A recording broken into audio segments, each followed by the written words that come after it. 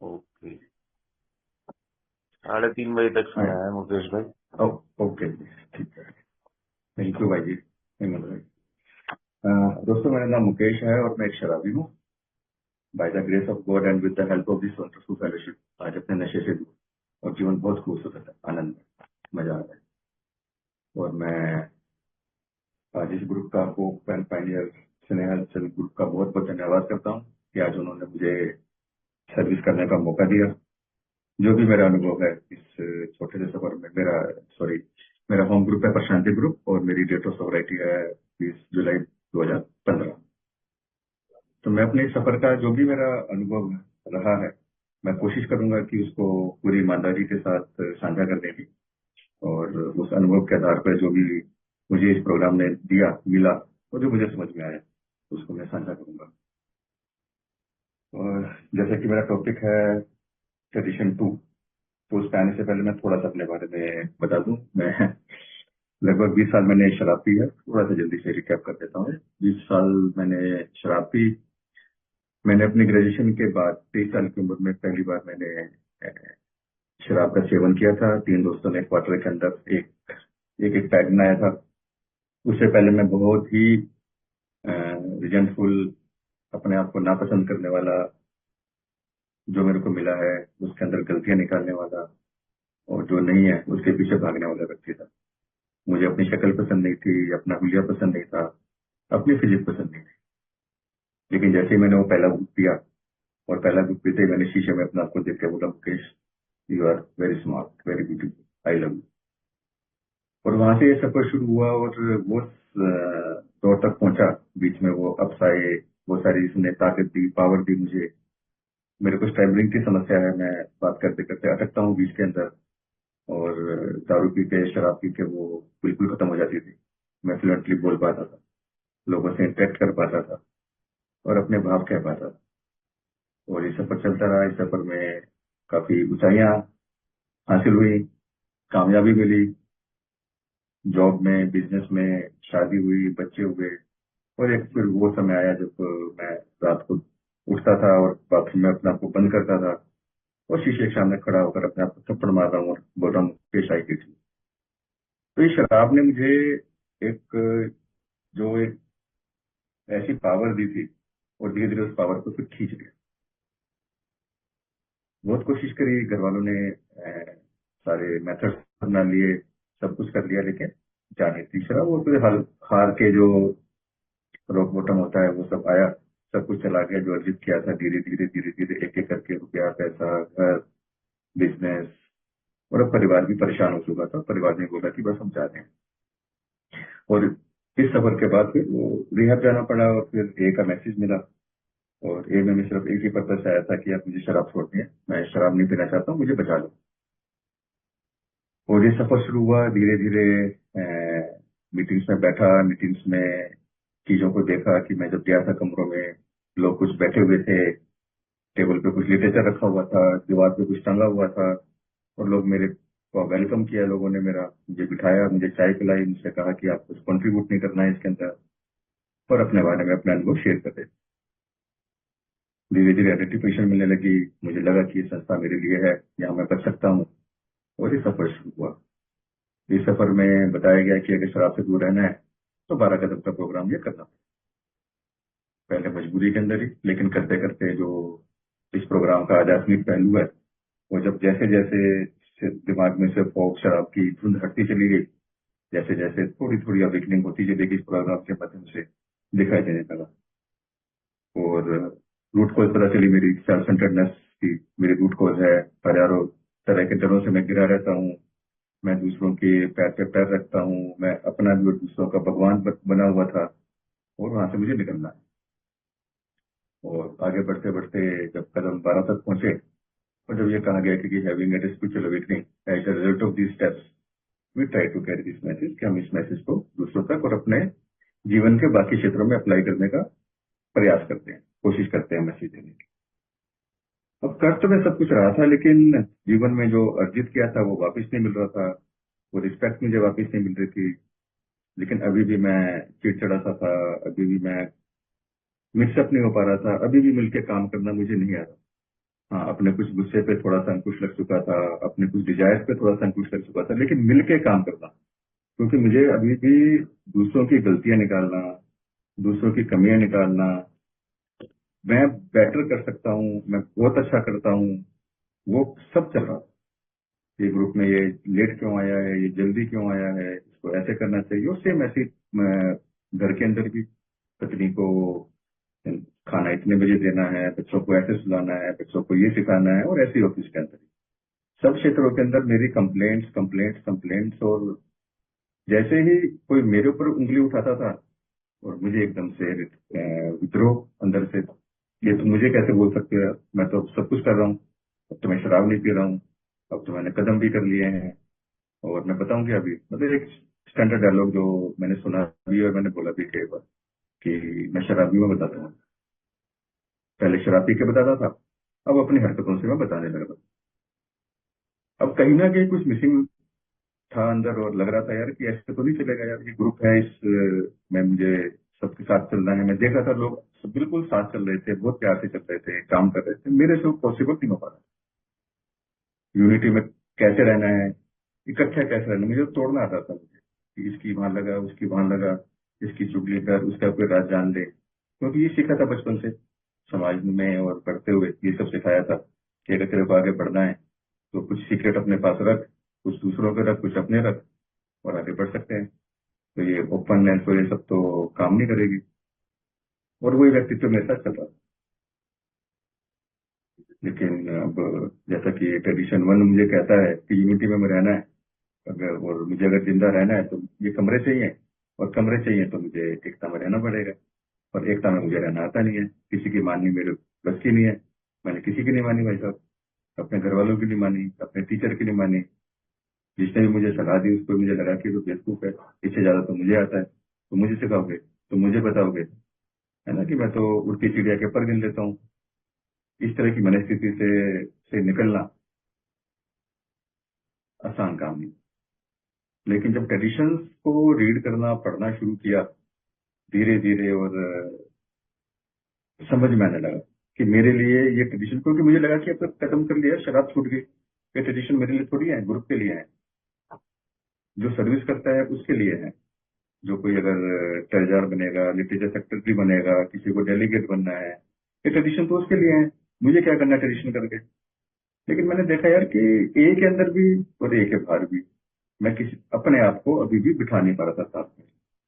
और फिर all timers की शेयरिंग और उनके एक्सपीरियंस से समझ में आया कि अगर जीवन को ए जो स्टेप्स हैं वो मुझे मेरे से मिलवाते हैं, मेरे से मेरे खुद के मेरी माइंड बॉडी एंड सोल को अलाइन करते हैं, और ट्रेडिशंस मुझे मेरे को कमरों में और कमरों के बाहर मुझे कैसे एक्ट रिएक्ट बिहेव करना है, मुझे कैसे चलना है सबके साथ, समाज के साथ, दुनिया के साथ, लोगों के साथ, दोस्तों के साथ, परिवार के साथ, वो ट्रेडिशंस मुझे सिखाते हैं। तो ये ट्रेडिशन सिर्फ ए के लिए नहीं है, कमरों के लिए नहीं है, ये ट्रेडिशंस है कि मैं अपने जीवन को सुचारू रूप से अपने बाकी एरियाज के अंदर कैसे अप्लाई कर सकता हूँ। तो जब ये थोड़ी सी ये अवेकनिंग आई, थोड़ा सा ये जो समझ में आया कि इन ट्रेडिशंस का इस्तेमाल सिर्फ और सिर्फ इसलिए नहीं है कि मैं तो आ गया हूँ, शराब छूट गई है मेरी, don't drink, come to the meeting, अब शराब छूट गई, अब क्या करना है मुझे, मुझे सर्विस करके भी क्या करना है, मेरा बहुत बिजनेस है मेरा तो बहुत बड़ा, मैं तो फ्री हो नहीं सकता यार, मेरे पास तो कुछ है ही नहीं। लेकिन जब ये अपने लिए करनी शुरू करें पहले, क्योंकि पहले आप लोगों ने भी बताया मुझे कि जब तक मैं ये अपने लिए नहीं करूंगा तब तक मैं कर नहीं पाऊँ। तो जब जैसे कदमों को मैंने अपने लिए किया, जैसे शराब को मैंने जब अपने लिए छोड़ना चाहा तभी छूटी, जब तक दूसरों के लिए करना चाहा नहीं छूट पाई। अब धीरे धीरे जब इन कदमों पे काम करना शुरू किया, और दूसरा सबसे इम्पोर्टेंट चीज है, मुझे हिस्ट्री के बारे में जानने की जरा सी भी इच्छा नहीं थी, कि मुझे क्या करना है यार, ये किसने लिखे, क्यों लिखे, पर्पज क्या था इसका, और मुझे क्या करना है। मैं तो आता हूँ, कंपनी में चेयर लगी हुई मिलती है मेरे को, चाय का कप मिल जाता है, और किट्टी में पैसे डाल देता हूँ, कंट्रीब्यूट कर देता हूँ, काफी है मेरे लिए, बहुत है। लेकिन जो हमारी एक ये प्लेज है, जो रोज प्लेज, एक प्लेज को हम रोज पढ़ते हैं, और जब उस प्लेज के अंदर जब वो एक शब्द पढ़ा कि आई एम रिस्पॉन्सिबल, है ना, I am responsible when anyone anywhere reach out for help, I want the hands of a always be there and for that I am responsible. तो मैंने देखा मैं क्या कर रहा हूँ, मेरा क्या योगदान है, मेरा क्या सहयोग है कि जब कोई भी व्यक्ति ए में आता है तो मेरा पार्टिसिपेशन क्या है। और मुझे अगर वो पार्टिसिपेशन करना है, सही तरीके से करना है, अपनी ईगो को, अपनी माई माई सेल्फ को हटाना है, तो मुझे ट्रेडिशंस के बारे में जानकारी होनी चाहिए।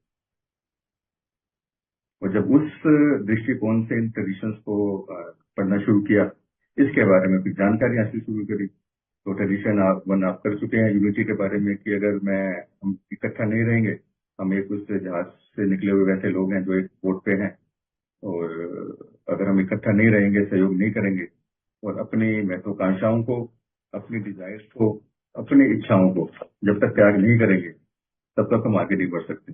अगर हम आगे नहीं बढ़ेंगे तो हम चले जाएंगे, हम यहाँ से विदर खत्म हो जाएंगे, धीरे धीरे हमारा विनाश हो जाएगा, जैसे बहुत सारी सोसाइटीज का शुरू शुरू में हुआ। अब जब थोड़ा सा आगे बढ़े, थोड़ा सा और जानकारी हासिल करी कि ये ट्रेडिशन की जरूरत पड़ी क्यों, why we need these tradition, जरूरत क्या है। तो जैसे जैसे हमारी ये फेलोशिप ग्रो कर रही थी, ग्रुप्स बन रहे थे हमारे, अलग अलग जगहों पर अलग अलग परिवेश के लोग, अलग अलग जाति विशेष के लोग इकट्ठा हो रहे थे, अमीर गरीब गोरे काले, पढ़े लिखे बिना पढ़े। जब देखा कि जैसे जैसे फेलोशिप ग्रो हो रही थी, टकराव बढ़ रहा था, सब अपने अपने रूल्स बना रहे थे, अपने अपने रेगुलेशंस बना रहे थे, अपने तरीके से ग्रुप को चलाने की कोशिश कर रहे थे, और उससे बहुत बड़ा क्योस इकट्ठा हो और प्रतिरोध आ रहे थे बहुत सारे, और फेलोशिप को खतरा दिखाई दिया। हमारे जो पायनियर मेंबर्स थे, हमारे फाउंडर मेंबर्स थे, बिल एंड बॉब एंड बाकी मेंबर्स, और जब उन्होंने देखा कि ऐसा हो क्यों रहा है, यार हमने कि हमारी एक आध्यात्मिक इकाई है ये, हमारी एक स्पिरिचुअल एंटिटी है ये, इसके अंदर ऐसा होना नहीं चाहिए, लेकिन हो क्यों रहा है। जब उन्होंने और बारीकी से इस चीज को देखा और कुछ चीजें निकल के आई इसके अंदर से, कुछ तथ्य निकल के आए उनके सामने, और फाउंडर्स मेंबर ने ये पाया कि एज ए सोसाइटी हमारे भी अपने कुछ भटकाव हैं, हमारी भी कुछ कमियां हैं। जब भी कोई सोसाइटी ग्रो करती है तो कुछ ना कुछ उसके कुछ ड्रॉबैक्स, उसकी कुछ कमियां रह जाती है, और अगर हम उन कमियों की नहीं देखेंगे, उन कमियों पे काम नहीं करेंगे, तो धीरे धीरे वो हमें घेर लेंगी और हम उनमें उलझ के रह जाएंगे। और उलझ के रह जाएंगे तो जो हमारा सिंगलनेस ऑफ पर्पस है, जो हमें एक संस्था मिली है, वो कहीं ना कहीं खत्म हो जाएगी। उन्होंने ये माना, उन्होंने ये देखा, ये जब अपनी तथ्यों को जब सामने रखा तो उन्होंने ये भी देखा कि जैसे जैसे हमारे अपने कुछ चारित्रिक दोष हैं, एज ए मुकेश मेरे कुछ कैरेक्टर डिफेक्ट्स हैं, उन पे मैं काम कर रहा हूँ, धीरे धीरे वो कम हो रहे हैं, पहले बहुत ज्यादा थे, और धीरे धीरे उन पे कुछ न कुछ अंकुश लग रहा है कदमों के बाद। ऐसे ही हमारी फेलोशिप के भी कुछ चारित्रिक दोष हैं, और ये हमारी फेलोशिप के लिए खतरा हो सकते हैं। अगर मैं इनको करप डाउन नहीं करूंगा, हम लोग इस पे काम नहीं करेंगे, इसमें से हम निकलने की कोशिश नहीं करेंगे, तो जैसे जैसे मुकेश के लिए उसके चारित्रिक दोष खतरा है, अगर वो उन पे काम नहीं करेगा, वो धीरे धीरे खत्म। अगर पिया नहीं मैंने, तो भी मेरा जो ड्राई रन स्टेट है वो मेरे को खत्म कर डाले। ऐसे ही हमारी फेलोशिप के लिए खतरा बन गया। मेरे लिए, मेरी सोब्राइटी के लिए, मेरी रिकवरी के लिए ये स्टेप्स बहुत जरूरी है। मेरे पीस ऑफ माइंड के लिए ये स्टेप्स बहुत जरूरी है। इसी तरीके से जो ये परंपराएं हैं, हमारी जो ट्रेडिशंस है, ये ग्रुप के सर्वाइवल के लिए, हमारे अपने आपसी भाईचारे के लिए बहुत जरूरी है। ये जो ट्रेडिशंस, जब हम देखते हैं एक एक करके सारी ट्रेडिशंस को, ये ट्रेडिशंस हमें सीधा सीधा ये बताते हैं कि यार मेरे व्यक्तिगत, क्योंकि इसमें जो काम मुकेश का जब तक पार्टिसिपेशन नहीं रहेगा एक फेलोशिप के अंदर, तो वह मैसेज पास ऑन हो ही नहीं पाएगा।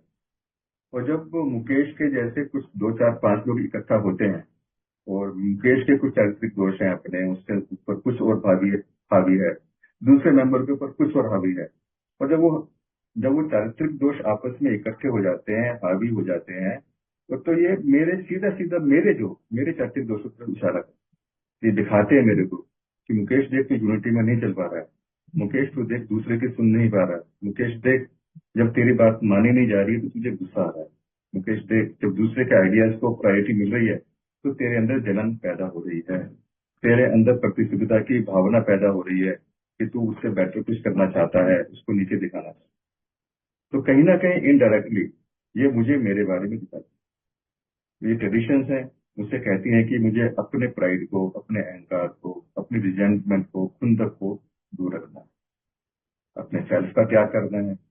Self, I me my self का जो मैं सबसे बड़ा शिकार हूं मैं, दुनिया मेरे इर्द गिर्द घूमती है, हर चीज मेरे लिए होनी चाहिए, हर चीज मेरे हिसाब से होनी चाहिए, उससे मुझे त्याग करने का मेरे से एक वादा मांगती है, मेरे से बोलती है कि मुकेश अपने सेल्फ का तुझे त्याग करना है। ये मुझे रास्ता दिखाती है परंपराएं मेरे को। रास्ता किस किस चीज के लिए दिखाती है? रास्ता दिखाती है कि मैं मिलजुल कर किसी दूसरे भाई के साथ, किसी दूसरे मेंबर के साथ, किसी दूसरे सर्वे के साथ अपने एक सिंगलनेस और पर्पज के लिए काम कर सकते। अब इन परंपराओं को बनने में लगभग 10 साल लगे। जब हमारी संस्था लगभग 10 साल पुरानी थी हुई, तब कहीं वो ये हमारी परंपराएं 1946 में बनी। बीएलडब्ल्यू ने गृह के अंदर उनको डाला और उसके बाद धीरे धीरे अप्रूव होते होते 1950 के आसपास इन परंपराओं को हमने अपना लिया। तो ये एक छोटी सी इसकी ब्रीफ हिस्ट्री है। और दूसरा, ये परंपराएं कहीं से कोई लॉज नहीं है, कोई गवर्न करने के लिए नहीं बने हैं। ये हमारे और सिर्फ हमारे अपने एक्सपीरियंस से पैदा हुआ। हमारे अपने एक्सपीरियंस से, हमारे जो ओल्ड टाइमर्स थे, पायनियर मेंबर्स थे, अपने पेन से, एरर एंड ट्रायल, गलतियां करके हम सीखे हैं। गलतियां कर करके हमने एक एक्सट्रैक्ट निकाला, एक ऐसा जो कि हम अगर इलस्ट्रेशन का फर्स्ट पेज देखेंगे तो उसके ऊपर एक डिजिटल का पिक्चर बना हुआ है, तो इसको हम बाद में डिस्कस करते हैं, बट ये हमारा एक्सट्रैक्ट है। तो इन परंपराओं का मेरे लिए महत्व, जब मैंने ये जाना, इस छोटी सी हिस्ट्री को मैंने जानने की कोशिश करी, तो मेरे लिए इन परंपराओं का महत्व बहुत बढ़ गया। मुझे लगा कि ये परंपराएं अगर मैं अपने जीवन में थोड़ा बहुत भी अगर उतार पाता हूँ तो ए में मैं जितना भी पार्टिसिपेट कर पाऊंगा, लेकिन मेरे घर और मेरे परिवार के अंदर हो सकता है मैं मेरे अंदर और शांति और आगे बढ़ के आ जाए। अब हम चलते हैं कि जो ट्रेडिशन 2 है हमारा, इसको हम डिस्कस करते हैं सीधा सीधा। ट्रेडिशन हमने पढ़ लिया था कि यूनिटी पे हम काम करते हैं, यूनिटी नहीं होगी तो हम नहीं रहेंगे, हम बिखर जाएंगे, हम फैल जाएंगे। ये यूनिटी के लिए हमारा common welfare should first come first, पहले आना चाहिए। अब दूसरी परंपरा हमसे कहती है कि for our group purpose there is but one ultimate authority, a loving God, he may express himself in group conscious. कि हमारे ग्रुप पर्पज के लिए हमारा एक ही लविंग अथॉरिटी है, एक ही हमारा है, वो है हमारा भगवान, हमारा ईश्वर। और ईश्वर कैसे अपने आप को व्यक्त करता है? हमारी ग्रुप कॉन्शियस के माध्यम से। और जो हमारे लीडर्स हैं, हमारे leaders are but trusted servants that do not govern. कि वो जो हमारे लीडर्स है, जो हमें मार्गदर्शन दे रहे हैं, जो हमें रास्ता दिखा रहे हैं, वो हमारे ट्रस्टेड सर्वेंट्स हैं, जिस पर हमारी फेलोशिप को, हमारे ग्रुप्स को भरोसा है। हम उन पर भरोसा करते हैं और वो गवर्न नहीं करते। वो हमें अधिकार, सिर्फ हमारे की सेवा करने के लिए हमें अधिकार मिले हैं कुछ, किसी का दमन करने के लिए, अपने आप को ऊंचा दिखाने के लिए, अपने आप को कोई एक बड़ी हस्ती बनाने के लिए नहीं बने।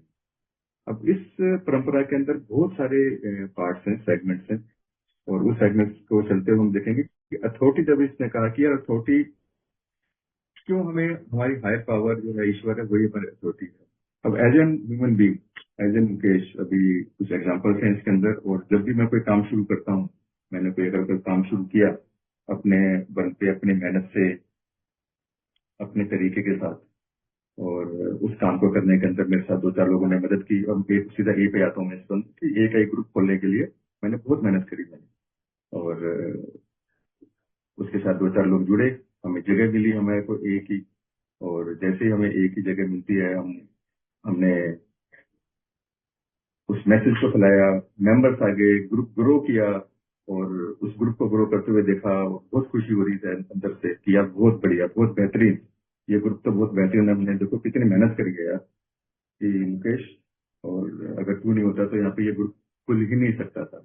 और ये मैंने कोई वाहवाही जुटाने के लिए नहीं किया था शुरू। अगर मैं इस एग्जाम्पल को लेकर चलता हूँ अपने ऊपर, कि मेरे अंदर एक आध्यात्मिक था अंदर से कि जो मुझे मिला है, जो भाइयों ने मेरी मदद करी है, मैं भी कुछ करूं। और एक नैतिक कंपल्शन भी था मेरे अंदर कि यार मुझे कुछ करना चाहिए। इस भाव से एक ग्रुप शुरू हुआ। उस ग्रुप के अंदर, क्योंकि अब काम करना है, तो दो चार लोग हैं, वही अपने आप के अंदर सारा काम बांट लेंगे। कोई पैसे को संभाल देगा, कोई हॉस्पिटल चला जाएगा, कोई कहीं पे पीआई करेगा, कोई न्यू कमर आ रहा है उसके साथ 12 स्टेप कॉल करेगा, कोई स्पॉन्सर बन जाएगा। और इस तरीके से ग्रुप धीरे धीरे, और ये कोई रूल्स एंड रेगुलेशन से बंधे हुए नहीं थे। रूल्स एंड रेगुलेशन से बंधे नहीं थे, ये बनेंगे डिक्टेटर। मतलब कि हम अपने हिसाब से, अपनी समझ से उस ग्रुप को चला रहे हैं, लेकिन भले के लिए, एक अच्छे पर्पज के लिए, एक अच्छे उद्देश्य के लिए हमने उस ग्रुप को स्टार्ट किया। और अपने आप को हमने अपॉइंट भी कर लिया, अभी चलो तुम चेयर बन जाओ, तुम ट्रेजर बन जाओ। अभी 5 ही मेंबर हैं, तो आपस में हमने बांट ली जिम्मेदारियां। और इसको हमने सेल्फ अपॉइंटमेंट का नाम दे दिया कि भी खुद अपने आप अपॉइंट करके हम आगे बढ़ गए। अब जैसे जैसे ये फेलोशिप ग्रो करती चली गई, लोग आते चले गए, और सारी सर्विसेज, चाय पिलाना है, मीटिंग्स अरेंज करना है, चेयर्स को अरेंजमेंट करना है, कमरा बड़ा करना है, इन सारी एक्टिविटीज के अंदर बहुत सारे लोगों ने आना शुरू किया। यहाँ पर एक दो लिखा है जो example, after all we are experience decide look at the good we have done these done. फिर अंदर से एक भावना शुरू हो गया, एक ईगो, मुकेश की, क्या देखो यार बहुत बड़ा काम, अच्छा काम किया मुकेश ने। और इन इन शराबियों के लिए मैंने कितना बड़ा काम किया, कितना अच्छा काम किया, उनको तो मेरा शुक्रगुजार होना चाहिए। They should be grateful. इनका मेरा आभार व्यक्त करना चाहिए। भाई साहब, ये मुकेश नहीं होता तो ये ग्रुप बनता नहीं यहाँ पर, और ग्रुप नहीं बनता तो कुछ होता ही नहीं। और जो फाउंडर्स और जो मेरे साथ के लोग थे, अब उन्हें लगा कि यार अब तो मैं ही संभालूंगा इसे। लेकिन जैसे जैसे फेलोशिप ग्रो करती गई, मेंबर्स आने लगे, जुड़ने लगे, अब लगा कि यार सारा काम ये क्यों करेंगे, हम भी कुछ जिम्मेदारी संभालें, हम भी कुछ काम करें। और मैं छोड़ना नहीं चाहता था। और जब छोड़ना नहीं चाहता हूँ तो दर्द होगा। अब जब दर्द हुआ, और जब लोगों ने बोला कि भाई साहब अब इलेक्शन कराओ, हम भी अपनी पोस्ट संभालेंगे, हम भी काम करेंगे, हम भी सर्विस करेंगे, हमें भी सर्विस करने का मौका चाहिए। और जब डेमोक्रेसी की टाइट, मतलब एक बाढ़ आई, आवाज उठी। और जब आवाज उठी, वो इतनी स्ट्रांग थी आवाज की, भाई चलो इलेक्शन कराओ, इलेक्शन कराओ, जो काम किया है वो वापिस आएगा, और जिसने काम नहीं किया है वो चला जाएगा। और यहाँ से हमारे दो डिवीजन हो जाते हैं, जो हमने बिग बुक में भी पढ़े हैं और 12/12 के अंदर भी पढ़ेंगे। दो तरह की हमारी कैटेगरी बन जाती है, एक bleeding deacons and elder state, खुंदक। अगर मेरे ऊपर मेरे डिफेक्ट्स हावी हैं, मैं प्रशंसा चाह रहा हूँ, मैं कंट्रोल चाह रहा हूँ, मैं दूसरों को दबाना चाह रहा हूँ, मेरा आई मी माई सेल्फ उस पर हावी है, मैं दूसरों का भगवान बना हुआ हूँ, तो मैं जो एकदम से सीधा वो ब्लीडिंग डीकन्स की कैटेगरी में कन्वर्ट हो जाता हूँ। जो हमेशा कंप्लेंट करना, हमेशा उंगली करना, हमेशा गलतियां निकालना, हर काम की, हर एक्शन की, हर चीज की। और दूसरा कैटेगरी एल्डर स्टेट्समैन की बन जाती है। वो मेंबर होते हैं जो बिल्कुल शांति से देखते हैं कि यार ये ग्रुप ग्रो कर रहा है ना, मेरे बगैर भी करेगा ये ग्रुप। और जो एल्डर स्टेट्समैन है, वो आराम से अपने जो ग्रुप डिसीजन के अंदर, जो हमारी ग्रुप कॉन्शियस है, उसके अंदर बिलीव करते हैं। जब उस ग्रुप कॉन्शियस के अंदर बिलीव करते हैं और देखते हैं कि ये ग्रुप ग्रो कर रहा है, वो शांति से बैठते हैं। जब उनसे पूछा जाता है और कि कुछ सजेशन चाहिए ग्रुप की बेहतरी के लिए, तो वो चुपचाप से अपना, शांति से अपना सजेशन दे देते हैं। तो इस तरीके से दो दो कैटेगरी में मैं डिवाइड हो जाता हूँ उस समय के साथ। और बिल साहब ने बहुत अच्छे से लिखा है कि यहाँ पर कि हर एक एल्कोहलिक यहाँ लिखा है, मैक्सिमम, मोस्ट ऑफ देम, ये इस दोनों दौर से हम लोग गुजरते हैं। कभी कभी हम ब्लीडिंग डिकन्स के उसमें आते हैं, और कभी कभी एल्डर स्टेट्समैन में। लेकिन धीरे धीरे समय के साथ, जैसे जैसे सद्बुद्धि फिर से मेरे ऊपर आती है, उस सद्बुद्धि का मैं जब अपने ऊपर काम कर रहा हूँ, स्ट्रेस कर रहा हूँ, फिर से रिविजिट कर रहा हूँ अपने आप पर, अपने डिफेक्ट को देख रहा हूँ, तो धीरे धीरे मैं देखना शुरू करता हूँ कि यार किस तरह से, किस तरीके से मेरा एक्सपीरियंस ग्रुप की भलाई के लिए इस्तेमाल हो सकता है। और इसके लिए जो ग्रुप क्वेश्चंस में इसमें एक एग्जांपल शेयर करूंगा अभी, इसके बाद किस तरह से कि हम इसको वो कर सकते हैं, आगे बढ़ सकते हैं। और ग्रुप कॉन्शियस का जो जिस दौर शुरू हुआ वो एक बिल साहब का एक एक्सपीरियंस है उसके अंदर कि अर्ली जो दो एग्जांपल्स है हमारे पास कि एक कि ग्रुप क्वेश्चन को किस तरह से हम देखते हैं, किस तरह से ग्रुप क्वेश्चन होने चाहिए। तो बिल डब्ल्यू का एक एक्सपीरियंस उसके अंदर है कि बिल डब्ल्यू एक जब उस हालात में थे 1938 से पहले की बात है ये, और जब उनके पास खाने के लाले पड़े हुए थे, बहुत सारा काम करना था, खाने के लिए कुछ नहीं था, तो उनके पास एक ऑफर आता है एक हॉस्पिटल से, और उस ऑफर में उसको बताया जाता है कि यार आप देखो कितना अच्छा काम कर रहे हो यहाँ पर, कितने बढ़िया तरीके से आप 40 में जो एक हॉस्पिटल था उन्होंने उनको एक ऑफर दिया कि भाई तुम कितनी मेहनत कर रहे हो, लोग शराबी ठीक हो रहे हैं यहाँ पर, पैसे कमा रहे हैं, और तुम देखो तुम्हारे हाल तो वही की वही है, तुम तो गरीब के गरीब रह गए। तो या तुम देखो एक प्रपोजल है, तुम यहाँ आओ इस हॉस्पिटल के अंदर, बैठो, काम करो, और ये नैतिक है पूरा, इसमें अनैतिक कुछ नहीं है, और तुम बैठो यहाँ पे काम करो और हम देखते हैं, और तुम्हें कुछ पैसे देंगे, तुम्हें कमीशन देंगे, और तुम आगे ग्रो करोगे। तो बिल ने को ये ऑफर बहुत अच्छा लगा, उसको लगा कि यार ये तो ऑफर बहुत अच्छा है यार, कि हाँ सारी तकलीफें सारी चिंताएं मेरी दूर हो जाएंगी और मेरे पैसे की समस्या दूर हो जाएगी, और इसके अंदर कुछ है भी नहीं ऐसा, गलत तो कुछ है ही नहीं, मैं तो शराबियों की या मदद ही करूंगा कि वो भर्ती होंगे या मदद करूंगा और फिर जो पैसे आ जाएंगे। बहुत खुश था वो। अंदर ही अंदर उसने मान लिया था कि यार ये प्रपोजल बहुत अच्छा है, बहुत बढ़िया है, और इसको मुझे कर लेना चाहिए। लेकिन फिर भी अंदर से उसकी एक आवाज आई, उसने कहा कि चलो मुझे थोड़ा सा समय दो। उसने थोड़ा समय लिया, समय लेके वो जो ट्रेन में वापिस जा रहा था, और अंदर से एक आवाज आती है उसके अंदर से, और उस आवाज ने उसको 100% कंफर्म कर दिया कि हाँ जो मैं कह रहा हूँ ये बिल्कुल सही है, जिस रास्ते पे मैं जा रहा हूँ वो सही है। और आवाज थी, उसने कहा कि the labourer is worthy of his hire, यार काम करने वाले को उसके काम का मेहनताना तो मिलना ही चाहिए, इसमें गलत क्या है? अगर मुझे मेहनताना चाहिए, काम कर रहा हूँ तो मेहनताना मिल रहा है तो कोई गलत नहीं। और बहुत खुश हुआ वो, और इस खुशी में वो अपने घर पहुंचा, घर पहुंच के उसने अपनी वाइफ को बताया, लुइस को, इस ग्लोरियस न्यूज, उसने लिखा है यहाँ पे ग्लोरियस न्यूज की बहुत अच्छी खबर है तुम्हारे लिए, आज तुम खुश हो जाओगे ये खबर सुन के, आज अब हमारे दुख का समय बीतने वाला है, दरिद्रता का समय बीतने वाला है। और जब उसने न्यूज सुनाई उसको, तो थोड़ी सी एक्साइटेड हुई, लेकिन वो शांत हो गई, उसकी वाइफ लुइस, कोई रिएक्शन नहीं दिया। बड़ा अजीब लगा उसको, बिल्कुल यार मैंने इतनी अच्छी खबर दी है, ये तो मान ये तो उसने सुना नहीं, कुछ कहा ही नहीं इसने। और उसी शाम मीटिंग थी, और उस मीटिंग में उसने बड़े जोर शोर से इस बात को डिक्लेयर कर दिया, बता दिया कि भाई साहब देखो एक ऐसी मेरे को अपॉर्चुनिटी मिली है, और मैं वहाँ पे काम करूंगा, पैसे आएंगे तो तुम, क्योंकि वो शराबियों जो लोग रहते थे, खाने के लिए भरपूर पैसे नहीं थे, सफर मतलब सूप पी के ही वो गुजारा चलाते थे, कि तुम लोगों के लिए मैं अच्छे से कर पाऊंगा, सब कर पाऊंगा। और यहाँ उसने बिल ने एक लाइन लिखी है, I forget their impressive faces, कि मैं उनके चेहरों के भावों को आज तक नहीं भूल पाया। जब मैंने बात कही, उनके चेहरों पे ऐसे भाव आए, असमंजस वाले, आश्चर्यचकित करने वाले, और जितना भी मेरे अंदर की एनर्जी थी सारी धीरे धीरे धीरे खत्म। और उसने वहां पर एक व्यक्ति ने बिल को बोला कि तुम्हारा ये जो प्रपोजल है बहुत अच्छा है, पर तुम ये नहीं कर सकते, तुम ये नहीं कर सकते। क्यों नहीं कर सकते? Don't you realise he want on that you can never become a professional, तुम एक प्रोफेशनल नहीं बन सकते, तुम इसको जो एक मुहिम शुरू करी है इसको बेच नहीं सकते। वो बहुत अच्छा है, उसका ऑफर बहुत अच्छा है, उसका ऑफर बहुत एथिकल है, पर क्या बिल तुम खुद भूल गए कि तुमने खुद ही कहा था कि good is the enemy of the best, और ये हमारे लिए जीवन और मौत का सवाल। तो बिल ने देखा, सुना, उसे समझा, और बिल लिखता है लास्ट के अंदर कि group was right, I was.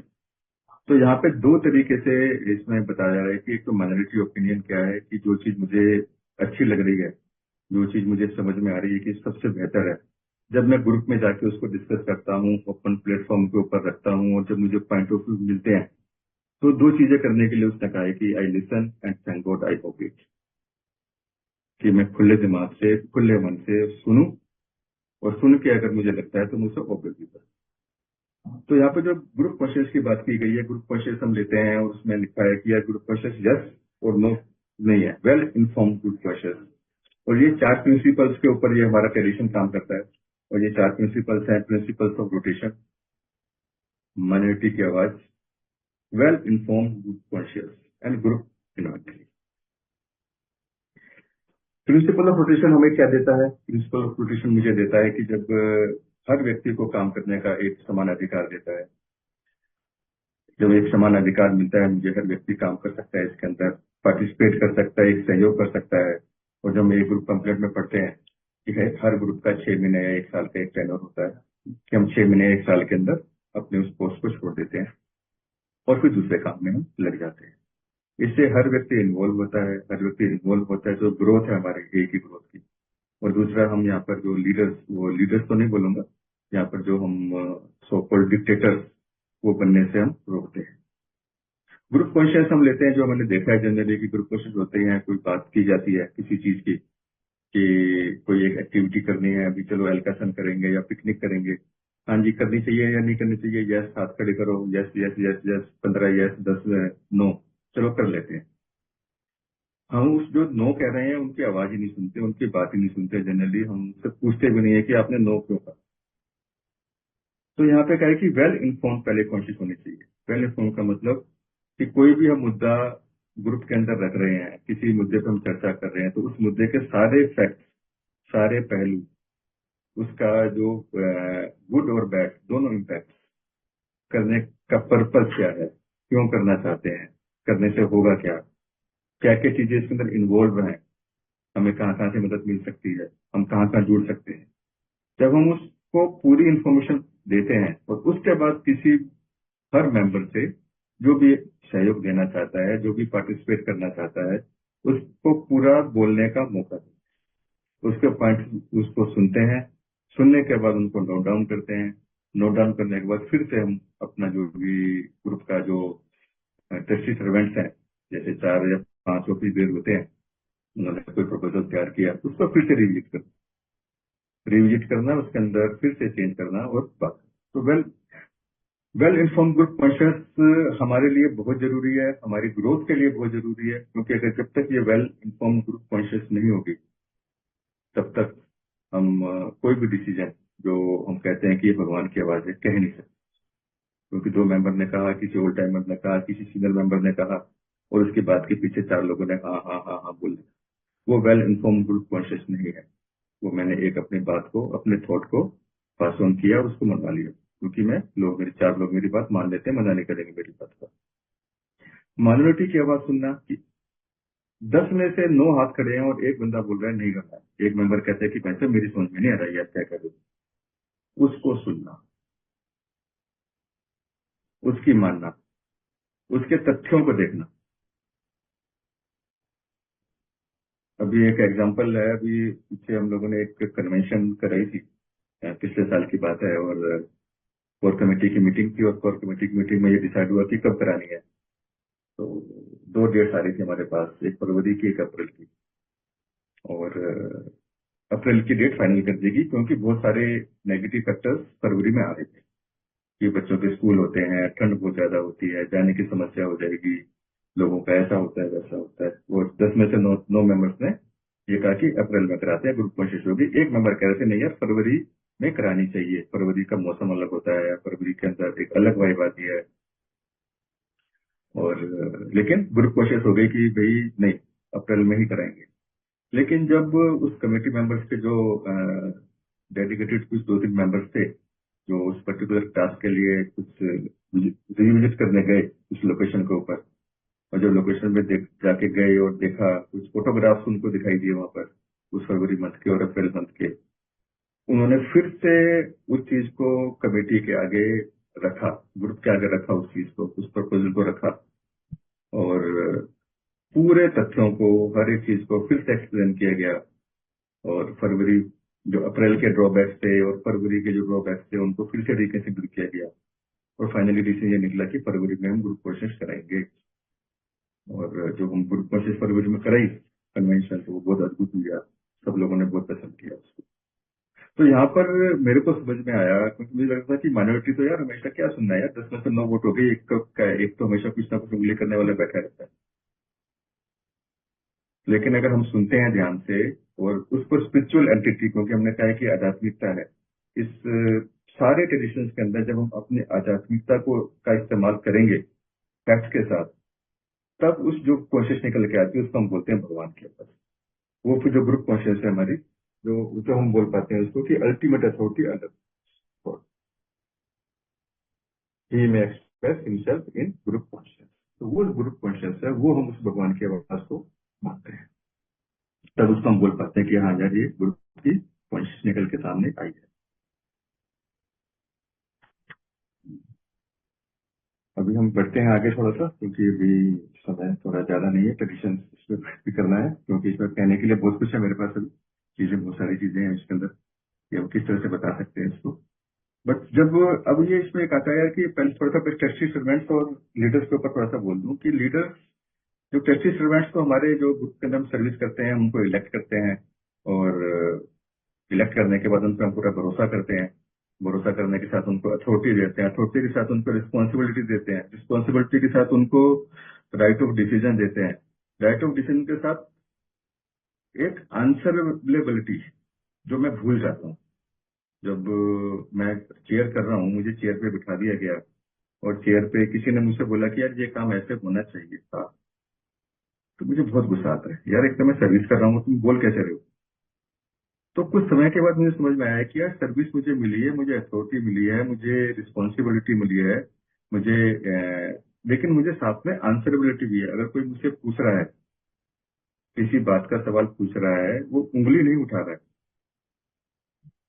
इस चीज की क्लैरिटी आना समय लगा थोड़ा सा, कि वो उंगली नहीं उठा रहा है, मुझे आंसरेबल हूँ। अगर मैं ट्रेजरर हूँ और मुझे अगर फंड्स के बारे में पूछा जा रहा है, ग्रुप के अंदर कोई मेंबर पूछ रहा है, तो मुझे उसका जवाब देना है। वो मेरी नियत पे शक नहीं कर रहे। अगर अगर कोई सर्विस ली हुई है, मैं लिटरेचर सेक्रेटरी हूँ, कोई मुझसे लिटरेचर का हिसाब पूछ रहा है कि भैया किताब 5 बुक आई थी, 3 यहाँ पर रखी, 2 कहानी, तो वो मेरी नियत पे शक नहीं कर रहे, वो पूछ रहे हैं, उनका अधिकार है, उनका वो अधिकार है, और उस अधिकार के तहत मेरे पास एक आंसरेबिलिटी है कि मुझे आंसर देना है, उस अधिकार का इस्तेमाल करना है। और जो लीडर्स है हमारे, अब जैसे एल्डर स्टेट्समेंट का भी होता है कि यार हमारा एक्सपीरियंस क्या किसी काम नहीं आएगा, हमने इतना काम किया, हमने ए को इतना समय दिया, और क्या हमारी यूजेबिलिटी खत्म हो जाएगी। समय के साथ जो हमारे ओल्ड टाइमर्स हैं, बिलियन डिकन्स जो हैं, समय के साथ उनके अंदर बदलाव आता है। जो नहीं बदलते हैं वो धीरे धीरे या तो चले जाते हैं प्रोग्राम से, या वो पी लेते हैं, या वो उसी हालत में रहते हैं। लेकिन काफी मैक्सिमम लोग फिर से वो एल्डर स्टेटमेंट की कैटेगरी में आते हैं। और जब भी ग्रुप को कोई समस्या आती है, कोई एक्टिविटी करनी है, तो सबसे पहले उन ओल्ड टाइमर्स की तरफ ही मुड़ता है पूरा ग्रुप, उनसे ही सलाह मांगता है, उनसे ही निकल के आगे आता है। और जब उनसे पूछता है तो वही हमारे ट्रस्टेड सर्वेंट्स, जो लीडर्स हमारे बन जाते हैं, वही हमें लीडर करते हैं, नॉट बाय मैंडेट, वो हमें लीड करते हैं, लीड बाय एक्शन। अभी हम इस पे आते हैं इलिस्ट्रेशन के ऊपर। जो ये इलिस्ट्रेशन है, जो पहला हमने बताया था कि ये एक्सपीरियंस के साथ बना हुआ है हमारा, और एक्सपीरियंस के साथ बना हुआ है, और फर्स्ट एडिशन हमने बताया था इसके अंदर कि ये यूनिटी डिपेंड्स अपॉन यूनिटी। और मैं अपने ही जिस डाल पे मैं बैठा हूँ, उसी डाल को मैं काटता हूँ। अब मैं उस डाल को क्यों ना काटूं, मुझे क्यों नहीं काटना चाहिए, उस डाल को काटने से क्या नुकसान होगा। ये जो ट्रेडिशन 2 है, ये ट्रेडिशन 2 मेरे को वो सारी की सारी चीजों को अप्लाई करने का मौका देता है। मेरे को बताता है कि मुझे यूनिटी में क्यों रहना है, मुझे बताता है कि मुझे साथ क्यों रहना है, मुझे ये बताता है कि मुझे अपने ईगो को नीचे क्यों रखना है, मुझे ये बताता है कि मुझे अपने पर्सनल एम्बिशंस को का गला गला तो नहीं बोलूंगा, घोटना है, मुझे अपने पर्सनल एम्बिशन को ग्रुप के एम्बिशन से नीचे रखना है, मुझे अपने डिजायर्स को पीछे रखना है। ये ट्रेडिशन 2, और ज्यादातर हमारे जितने भी कंसेप्ट हैं वो इस हमारे ट्रेडिशन 2 के अंदर से ही निकल कर आए। ये ट्रेडिशन 2 हमारे जो कंसेप्ट का है वो एक सार है, निकल के हमें बताता है।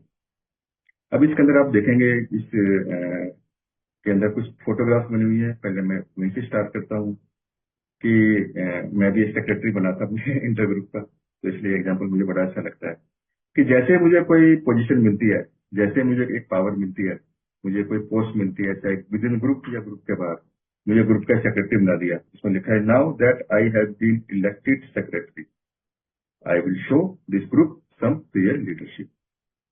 अरे यार, पहले वाला सेक्रेटरी ना बेकार था, उसे आता नहीं था काम करना कैसे करना, मैं बताऊंगा काम कैसे करते हैं, मुझे मालूम है सही आइडिया क्या है, और किस तरह से इसमें ग्रुप को मैं बढ़ा सकता हूँ। ये 20-25 मेंबर, ये 15 मेंबर ये आते हैं, इनको मैं 100 मेंबर तक कैसे करना है, अब मैं ग्रुप को बताता हूँ। वो एक छोटी सी फोटो बनी हुई है, मैं बहुत कि मेरे पास कोई पावर नहीं है, मेरे पास कुछ नहीं है, लेकिन जैसे ही मेरे अंदर पावर आती है, ये नेक्स्ट फोटोग्राफ के अंदर बताया गया है कि किस तरह से मेरा साइज बढ़ जाता है, मैं थोड़ा बढ़ जाता हूँ, ये ईगो की पावर है, ये मेरे अंदर अहंकार आ गया है। और अहंकार में मैं क्या बोल रहा हूँ, there is only one way to do it and I will tell you what it is. अब मैं ग्रुप को डोमिनेट करना शुरू कर देता हूँ। मैं बोलता हूँ कि भाई साहब मुझे पता है कि ग्रुप के लिए बेहतर क्या है, और इसका करने का सिर्फ और सिर्फ एक ही तरीका है, और कोई दूसरा तरीका है ही नहीं। तुम्हें नहीं पता, मैंने सब देख लिया है, मैंने सब जान लिया है, मैंने सब समझ लिया है, और वो तरीका मानना ही पड़ेगा। उसके बाद ईगो के साथ मेरी अपनी डिजायर्स, अपने डिजायर्स के साथ उसको ग्रुप को मैनेज करने की जो पावर है वो बढ़ जाती है। फिर मेरा साइज और बढ़ जाता है, मेरा अहंकार और बढ़ जाता है। Furthermore we will take our money and establish a fund, I will manage it. अब भाई साहब सारे काम मैं करूंगा, ये ट्रेजर को तो पता ही नहीं है पैसे कैसे खर्च करने हैं, लिटरेचर सेक्रेटरी को तो कुछ आता ही नहीं है कि कौन कौन से पैम्पलेट्स हैं, कौन कौन सी किताबें लानी है, कौन कौन सी बेचनी है। मैं इस पैसों को रखता हूँ और मैं ही सारे के सारे डिसीजन। अब यहाँ पर आकर समस्या क्रिएट होती है, फिर आती है बिजनेस मीटिंग। और बिजनेस मीटिंग का के बारे में थोड़ा सा बताता हूँ कि कब क्यों मेरी ईगो डाउन होती है। कि बिजनेस मीटिंग से जब हम आगे बढ़ते हैं, तो ये बिजनेस मीटिंग कैसे काम करती है मेरे को। जब बिजनेस मीटिंग हम करते हैं, हम किसी मुद्दे को रखते हैं आगे, जो ऑफिसर्स हैं वो बैठते हैं और किसी मुद्दे के बारे में चर्चा होती है। तो इसमें लिखा है कि it is essential that the members be given all facts relevant to the subject of at hand. कि सारे फैक्ट्स बताने हैं वहां पर। जब सारे फैक्ट्स बताकर मैं आगे बढ़ता हूँ, चीजों को डिस्कस करता हूँ, हर मेंबर को बोलने का मौका मिलता मैं देता हूँ। जब वो पूरा ग्रुप बोलता है कि हाँ जी बताओ, ये मुद्दा है, तुम्हारी क्या राय है, तुम्हारी क्या राय है, तुम्हारी क्या राय है, तुम्हारी क्यों राय है। और वहां से फिर ग्रुप प्रोसेस निकल के आते हैं कि मुकेश, यहाँ पे हम 5 ऑफिस लीडर्स हैं, तुम्हारा काम सेक्रेटरी का है। सेक्रेटरी का काम है ग्रुप की रिपोर्ट तैयार करना, ग्रुप को मैनेज करना, उसके मैसेज को व्हाट्सएप ग्रुप पे डालना, बस। इससे ज्यादा तुम्हारा काम नहीं है। Let treasurer handle, let literature secretary handle its work. तो जो ये ग्रुप कॉन्शियस है वो मुझे बड़े प्यार से बोलती है कि डाउन बॉय, डाउन, शांत, नीचे हो जा, thank you, now shall we talk about working the programme. अब जब मैं अपनी ईगो को खत्म कर देता हूँ, तभी मैं ग्रुप के साथ मिलकर काम कर सकता हूँ, तभी मैं ग्रुप के साथ आगे बढ़ सकता हूँ, तभी मैं एक हारमोनी के इंटरव्यू में बोला है कि our leaders are but trusted servants, they do not govern. मुझे यहाँ पर एक सेवा का मौका मिला है, मुझे वो जो सेवा का मौका मिला है गवर्न करने के लिए, किसी पर राज डालने के लिए, किसी को दबाने के लिए नहीं। और मैं बड़ी हारमोनी के साथ यहाँ पे काम कर सकता हूँ। हमारे अलग अलग सर्विसेज हैं ग्रुप की, जो नीचे के फोटोग्राफ में बताया गया है। मेंबर्स ऑफ ए में भी chosen to serve in many ways. हम ग्रुप सेक्रेटरी बनते हैं, आईजीआर बनते हैं, जीएसआर बनते हैं, डेलीगेट सिलेक्ट करते हैं। और एक चीज का ध्यान रखना है, जितने भी सर्विसेज हैं, ऐसा नहीं है कि डेलीगेट बन गया तो मैं बहुत बड़ा आदमी हो गया हूँ, मेरे को अलग से 4 चेयर अलग से लगेंगी, मेरे आसपास कोई नहीं बैठेगा, सोफा आएगा कमरे के अंदर, नहीं। But they must always remember that they serve for the good of all without authority over any. उन्हें ये हमेशा याद रखना है कि वो दूसरों की सेवा के लिए, दूसरों की भले के लिए सेवा कर रहे हैं, सबकी। और फिर भी किसी के ऊपर उनकी कोई अथॉरिटी, कोई अधिकार नहीं है, मैं अधिकार नहीं जमा सकता। अब इसको मैं थोड़ा रीड करता हूँ। A is both a democracy and in Bill's word a benign anarchy. Benign anarchy इसने लिखा है, एनार्की वर्ड वैसे नेगेटिव है, नेगेटिव का मतलब है कि एक अराजकता को कहा जाता है, पर यहाँ पे बेनिंग एक पॉजिटिव फॉर्म में इस्तेमाल होती है कि समाज की भलाई के लिए किया गया कार्य, एक स्ट्रक्चर, एक तंत्र। Group elect its own officers, group के पास अपना अधिकार है, वो अपने ऑफिसर्स खुद इलेक्ट करता है, खुद चूज करता है। Who have no power to order anybody to do anything. उसके पास ये पावर नहीं है कि किसी को ऑर्डर करेगा, किसी को आदेश दे देगा कि तू ये कर, नहीं, कोई ऑर्डर नहीं है। In most groups most of the slate rotates out of the office at the end of 6 months and new officers are elected. अब द ग्रुप सबप्लेट के अंदर 6 से 1 साल का टेन्योर है अलग अलग पोस्ट के लिए। तो वहाँ पे बताया गया है कि कुछ ग्रुप के अंदर 6 महीने के अंदर हमारी सर्विस रोटेट हो जानी चाहिए रोटेशन पॉलिसी से, ताकि दूसरे भाई को मौका मिले, दूसरा भाई आके सर्विस करे और ग्रुप के अंदर हार्मनी, यूनिटी, इंफॉर्मेशन। खासकर रोटेशन का एक पर्पज और है कि हर व्यक्ति को, हर मेंबर को ग्रुप के बारे में पता होगा, सर्विस के बारे में पता होगा, तो वो यूनिटी के अंदर काम कर सकते हैं, हार्मनी के साथ काम कर सकते हैं। If a group wants to be a part of whole, अब ग्रुप पार्ट बनना चाहता है नहीं बनना चाहता ये भी ग्रुप की चॉइस है, लेकिन अगर group as a part of whole का हिस्सा बनना चाहता है, अगर बनता है, तो अपना आईजीआर या जीएसआर सिलेक्ट करते हैं हम लोग अपने इंटरग्रुप के लिए। जैसे हमारे यहाँ पर इंटरग्रुप है तो आईजीआर, मैं आईजीआर की बात करूंगा, और इसमें लिखा है कि आईजीआर की जो टर्म होती है वो 2 साल। एक ग्रुप एक व्यक्ति चूज करता है जो ग्रुप के इंफॉर्मेशन ले जाकर इंटरग्रुप में देता है, और वहां से बाकी ग्रुप्स कैसे फंक्शन कर रहे हैं, हमारा जीएसओ कैसे काम करता है, हम अपने ग्रुप के अंदर कैसे और इम्प्रूव कर सकते हैं, कैसे हम की एक्टिविटी को और बढ़ा सकते हैं, किस तरीके से हम न्यू कमर्स को होल्ड ऑन कर सकते हैं, स्पॉन्सरशिप रिश्ते को इम्प्रूव कर, बहुत सारा हमारे पास जो एक्सपीरियंस है अलग अलग ग्रुप्स का, अलग अलग मेंबर्स का, वो कलेक्टिव आता है। आईजीआर आके हमारे को ग्रुप में बताता है कि वो फलाना फलाना ग्रुप की स्ट्रेंथ 5 मेंबर थी, आज 50 मेंबर हैं, उन्होंने ये किया, उन्होंने इस तरह से ये एक्टिविटी करी, उन लोगों ने ग्रुप के अंदर स्पीकर मीटिंग रखी, उन लोगों ने बर्थडेज के अंदर ऐसा किया, उन लोगों ने ये किया। तो वहां से आकर मुझे एक वाइडर व्यू मिलता है कि मैं भी अपने एरिया के अंदर, अपने ग्रुप के अंदर किस तरह से अपने आप को इम्प्रूव कर सकता हूँ। क्योंकि जैसे एक हमारे यहाँ कहा जाता है कि ग्रो और गो, 2 चीजें हैं, या तो ग्रो करेंगे या गो करेंगे, स्टेगनेंट नहीं रह सकता मैं। तो ऐसे ही ये चीज मेरे लिए भी अप्लाई करती है और इसी ग्रुप के लिए भी अप्लाई करती है। अगर ग्रुप ग्रो नहीं करेगा तो वो भी ग्रुप धीरे धीरे खत्म हो जाएगा, वो 2-4 मेंबर ही रह जाएंगे शुरू से लेकर आखिर तक। तो इसके लिए जो रोटेशन पॉलिसी है हमारी, और ये इन्फॉर्मेशन हमारे लिए बहुत जरूरी है। उसके बाद उसने बताया कि the conference is about to close at approximation of government that जो हमारी कॉन्फ्रेंस है लगभग जैसे गवर्नमेंट का स्ट्रक्चर होता है, एक गवर्नमेंट काम करती है वैसे स्ट्रक्चर है, लेकिन हाँ गवर्नमेंट नहीं। It is procedure opinions on important matters of policy, जो कि बात करती है जो पॉलिसी बनानी है, किस तरीके से एज ए होल हम काम कर सकते हैं, वो वहां पर हमारी बनती है। In approve the choice of some trustee nominees for the general service board and directly elect others, और वहां पर जाकर वो बाकी सर्विसेज के लिए, जैसे हम ग्रुप के अंदर अपना लिटरेचर सेक्रेटरी और चेयरपर्सन और चाय कौन पिलाएगा और कॉफी कौन पिलाएगा वो चूज करते हैं, वैसे वहां पर वो लोग कि कौन क्या सर्विस करेगा वो चूज करते हैं। बट जैसे एग्जाम्पल लिख दिया, neither the conference not the board can give orders to any group or member. Even conference के पास भी, इवन बोर्ड के पास भी, इवन जीएसओ के पास भी ये अधिकार नहीं है कि वो किसी ग्रुप को या किसी मेंबर को ऑर्डर पास करे, किसी मेंबर को ये बताए कि उसे क्या करना है, क्या चाहिए, क्या नहीं करना चाहिए। वो अपने सजेशंस देती है based on the experience, past experience, उसके पास खजाना है पूरा का पूरा। किसी समस्या के लिए, किसी चीज के लिए अगर पूछा जाता है तो खाली अपना सजेशन देती है कि ऐसा ऐसा हुआ था, ऐसा करने से ऐसा होगा, अब चॉइस आपकी। Then who is the in charge, question mark, फिर से आ जाते हैं कि इंचार्ज कौन है, कैसे काम करेगा ये, कोई बॉस नहीं है, कोई लीडर नहीं है, मुकेश को सेक्रेटरी बना दिया, उसको लेकिन फिर बिठा दिया, तो कैसे काम चलेगा। तो यहाँ पे बताया कि इज ए स्पिरिचुअल मूवमेंट, ये हमारी एक आध्यात्मिक वो है, मूवमेंट है, एक आध्यात्मिक इकाई है हमारी जो बनी है, आध्यात्मिकता से जुड़े हम लोग।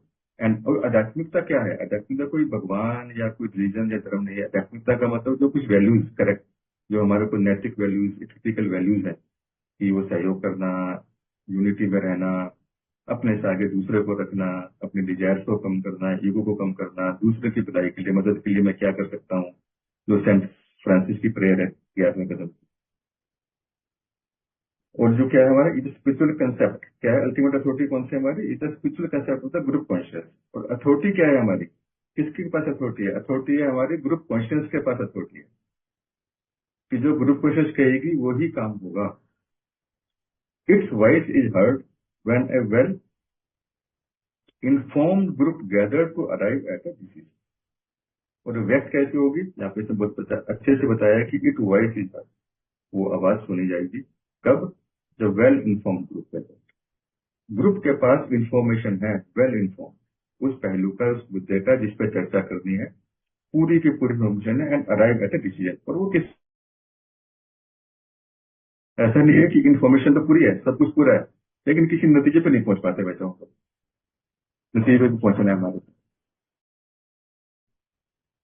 The result rest on more than arithmetic, yes और count.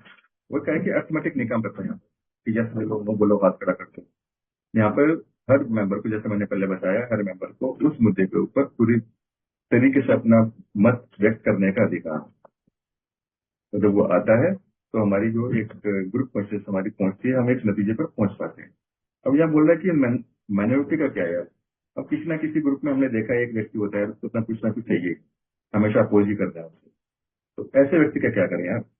The minority ideas get thoughtful attention, है ना। जो माइनॉरिटी आइडियाज है हमारा थॉटफुल, कि एक व्यक्ति अगर कह रहा है तो उस पर एक बार सोचो, उस पर चर्चा करो खुल के, उसके पॉइंट्स को सुनो और उसके बाद फिर उस पर डिसीजन लेते हैं।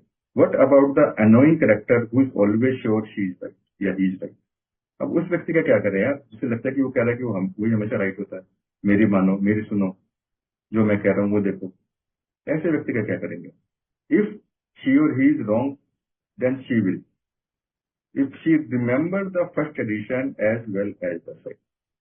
अब यहाँ पे याद रखना है उस करेक्टर को, उस मेंबर को, कि मुझे यूनिटी के लिए काम करने के लिए इकट्ठा हुआ हूँ, मुझे यूनिटी में काम करना है। ग्रुप रहेगा तो मैं रहूंगा, ग्रुप नहीं रहेगा तो मैं नहीं रहूंगा। और उस ग्रुप के काम के लिए जो ग्रुप कॉन्शियस है वही अल्टीमेट अथॉरिटी, वही एक अल्टीमेट अथॉरिटी है, वो मुझे याद रखनी है। और मेरे जो लीडर्स हैं वो ट्रस्टी से गवर्न नहीं करते। तो अगर मैं ग्रुप का एक मेंबर हूँ, मुझे बहुत कुछ पता है, मुझे बहुत कुछ आता है, लेकिन अगर मैं बार बार बार बार हर ग्रुप कोशिश के अंदर कुछ ना कुछ प्रॉब्लम क्रिएट कर रहा हूँ, तो मुझे ये दोनों ट्रेडिशन पे याद रखना है। If she remembers the first tradition as well the second, so go along with the decision of the group. जो ग्रुप कॉन्शियस का डिसीजन है उसके साथ चल पड़ते हैं। Does this notion seems too cloudy? Let's think back to our first meeting. यार ये तो क्या कह रहे हो, मतलब थोड़ा सा अलग तो रहा है, इसमें कुछ सफाई सी महसूस नहीं हो रही, कुछ धुंधलाहट सी है, क्लियर नहीं हुआ ये जो आप कहना चाह रहे हो इसके अंदर। Let's think back to our first meeting. तो शुरुआती मीटिंग की बात कर रहे हैं यहाँ पर। तब क्या हुआ था। The presence we newcomers felt in those rooms was the same as the group function. अब वो याद करने की बात है कि जब भी मैं किसी मुद्दे पे अड़ना चाहता हूँ, मेरा मन कर रहा है कि अड़ने का है, तो मुझे अपना पहला दिन मीटिंग के अंदर जाता है। उस मीटिंग के अंदर जब मैं पहले दिन आया था, वो ग्रुप कॉन्शियस है कि न्यू कमर किसी भी हालत में आएगा, पी के आएगा, बिना पी के आएगा, शांत बैठेगा, नहीं बैठेगा, उसको छोड़ने की इच्छा है, उसको छोड़ने की इच्छा नहीं है, उसका वेलकम, उसका welcome. In the those rooms was the same as the group conscious and it was real welcoming us in setting up no barriers of rules. उस वक्त मेरे को किसी भी तरह का रूल्स, मेरे पर किसी तरह की बाध्यता नहीं रखी गई थी। नीचे दो फोटोग्राफ्स और दिए हुए हैं, इस पे मैं और एक बार आपकी तवज्जो चाहूंगा। जो राइट साइड का है कि इसके अंदर ए के अंदर सब वेलकम है, जो दिखाया कि दरवाजे खुले हुए हैं और लोग अंदर जाते हैं। और लेफ्ट साइड में सबसे इंपॉर्टेंट है जो लेफ्ट साइड की फोटो है, वो सबसे ज्यादा इंपॉर्टेंट है। उसके अंदर एक व्यक्ति एक मशीन बनाने की कोशिश कर रहा है, उसके पास सारे स्पेयर पार्ट्स है। जैसा कि हम कहा जाता है कि आज ये स्टेप करने का जरूरी है, जरूरी तो कहीं नहीं लिखा, यहाँ पे सजेशन लिखा हुआ है। हम कोई भी अगर घर में कोई खिलौना लाते हैं, कोई बच्चों के लिए कोई एक ऐसा आइटम लाते हैं, तो उसके साथ एक वो आती है, बुक आती है उसकी, उसको असेंबल करने की, कि अगर उस बुक को मैं पालन करता हूँ तो उस टॉय को मैं ठीक से बना पाऊंगा। ऐसे ही जो मेरी फेलोशिप है, मेरा प्रोग्राम है, मेरे को जो 12 कदम या 12 परंपराओं को जो वो जीवन में उतारना है, ये सारा सजेस्टेड है। लेकिन कहा गया है, इसमें फोटो से क्लियर है कि अगर मैंने इस सजेशन को नहीं मानूंगा तो मैं वो मशीन कभी तैयार कर ही नहीं पाऊंगा तो ठीक से काम, वो काम कर ही नहीं सकती। गिरारी कहीं और लगानी है, पहिया कहीं और लगाना है, चाबी कहीं और लगानी है, कहीं की कहीं लगा दूंगा, सीटी कहीं लगा दूंगा, हैंडल कहीं लगा दूंगा। तो यहाँ पे इस पिक्चर से क्लियरिटी, एक चीज क्लियर आती है कि भाई तुम जो कहा जा रहा है, सजेशन है, उसको अगर मैं मानता हूँ तो ही तभी मैं इस फेलोशिप का एक अभिन्न हिस्सा बन सकता हूँ, तभी मैं एक हारमोनी के लिए उसके लिए काम कर सकता हूँ। कुछ चीजें जो हमारे ट्रेडिशन को मुझे बताता है, तो थोड़ा करता हूँ मैं इसके अंदर, कि no member is given authority over another. थोड़ा सा इसको मैं समराइज करता हूँ कि किसी भी मेंबर को किसी दूसरे मेंबर के ऊपर किसी तरह की कोई अथॉरिटी नहीं है। All sides of an issue have been considered, group conscious. किसी भी मुद्दे पे, किसी भी बात पे, किसी भी चर्चा पे, ऑल साइड्स का मतलब हो गया कि उसके अच्छा भी और उसका नेगेटिव भी, दोनों चीजें, दोनों पक्षों को अगर मैंने अच्छे से सुना है तभी वह मैं उसको ग्रुप कॉन्शियस बोल सकता हूँ। माइनॉरिटी की आवाज सुनना, राइट ऑफ वॉइस, हर व्यक्ति को बोलने का अधिकार है, चाहे वो एक दिन सोबर है, अगर कमरे में बिजनेस मीटिंग में आके बैठा है उसको भी बोलने का अधिकार, उसको भी सजेशन देने का अधिकार है। माना माना जाएगा या नहीं माना जाएगा वो ग्रुप पर से डिसाइड करेगी, लेकिन उसको हम बोलने से मना नहीं कर सकते। उसकी वॉइस है, उसको अपना ओपिनियन देने का अधिकार है, उसको अपना आइडिया अगर वो रीजनेबल है देने का अधिकार है, विदाउट क्रिटिसिज्म, बिना किसी अबे तू छोड़, तुझे क्या पता, अभी तेरे को आए हुए 4 दिन में और तू हमें बताएगा कि क्या पता, नहीं। अगर उसका रीजनेबल है, विदा किसी नेगेटिव के, बिना क्रिटिसिज्म के, वो राइट ऑफ वॉइस है, वो देना है, ओपिनियन सुनना है, उसके आइडियाज को समझना है। एक दूसरे की म्यूचुअल रिस्पेक्ट एंड ट्रस्ट बहुत इंपॉर्टेंट है ये, कि मुझे हमें एक दूसरे पे रिस्पेक्ट भी करनी है, आदर भी करना है और विश्वास भी। मैं ये चाहता हूँ कि अब मेरी तो इज्जत करें लोग, लेकिन हाँ मैं सामने वाले को गाली गलौज दे के बात कर सकता हूँ, अबे तबे करके बात कर सकता हूँ, लेकिन सामने वाला मुझे आप करके, आप आइए यूज करके बात कर, नहीं। म्यूचुअल है ये, दोनों तरफ से, रिस्पेक्ट भी और ट्रस्ट भी। Respect the right of others to have, मुझे दूसरे के जो ओपिनियन है, जो विचार है, वो होने का अधिकार उसको देना है, मना नहीं कर सकता ग्रुप किया मैं। I have learn to listen to the views of others, मुझे क्या मिला यहाँ से, मैंने यार दूसरों के पॉइंट ऑफ व्यू को सुनना सीखा, कि मेरे अलावा भी किसी और का आइडिया बेहतर हो सकता है। अगर मेरे आइडिया से, मेरे विचार से ये ग्रुप काम नहीं कर रहा है, दूसरे का विचार से काम करेगा तो बर्बाद नहीं हो जाएगा, खत्म नहीं हो जाएगा। Cooperation instant of control, tradition two मुझे देता है वैसा कोऑपरेट करना सिखाता है मेरे को, कंट्रोल से हटाता है, क्योंकि मेरे हाथ में पावर, 3 चीजें बताई हैं बिल डब्ल्यू ने, हमें पता है स्पोर्ट्स के अंदर, money, power and sex. Sex का तो यहाँ पे चलो रोल नहीं है, मनी एंड पावर, 2 चीजें मेरे को मेजर डिस्टर्ब करती हैं, कर सकती हैं और करती हैं, वो करती आएंगी। जब तक मैं इनका पे काम नहीं करूंगा, इनको क्रब डाउन नहीं करूंगा, वो करने का सबसे अच्छा तरीका है कोऑपरेट करना। जब हम कोऑपरेशन करते हैं एक दूसरे के साथ, सहयोगिता करते हैं, तब ये हम ट्रेडिशन 2 के साथ, ग्रुप क्वेश्चन के साथ, ग्रुप की बेहतरी के लिए, सिंगलनेस ऑफ पर्पज के लिए आगे बढ़ सकते हैं। We can love unconditionally if we give each other the respect we want for ourself. Tradition 2 मुझे मौका देता है कि मुझे किसी दूसरे को रिस्पेक्ट करना, जैसे रिस्पेक्ट मैं चाहता हूँ, अनकंडीशनल लव की बात है।